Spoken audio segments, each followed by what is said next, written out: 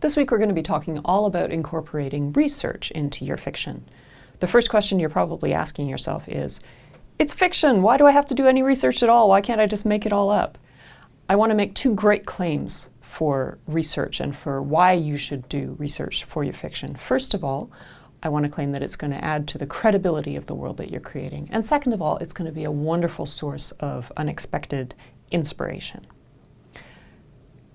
Whether you're writing historical fiction, whether you're writing a plot that turns on a scientific discovery, whether you're writing speculative fiction, you're world building and you've got a lot of robots wandering around in your story, the more that you can provide credible details about these worlds, the more that you dig in and come up with the sights and smells and sounds, the more that you can teach your reader about these new things that you're telling them about, the more your reader is going to be able to immerse themselves in the world of your story and feel confident that you know what you're talking about as author and feel that they're really in touch with this world that you're creating. Credibility is a huge reason to do good research in your work.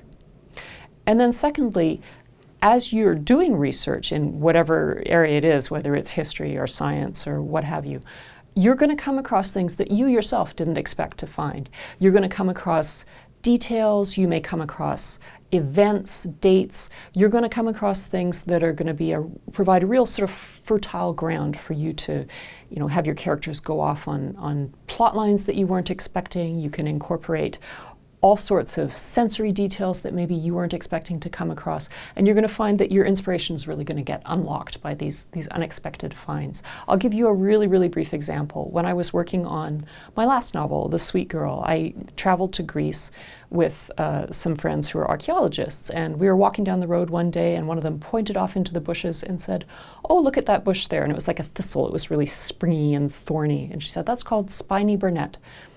Archaeologists call that the bubble wrap of the ancient world, because when people were moving house in ancient times, they used to wrap their breakables in this stuff because it was springy and firm and it would hold it in place, so you could pack your plates in this stuff and then stick it in a crate and nothing would get broken. And so I ended up putting a scene in my novel where the characters were actually moving house in the ancient world and they had to go out and collect this stuff and pack their stuff up. And it really provided a texture and a richness that I wouldn't have been able to come across on my own.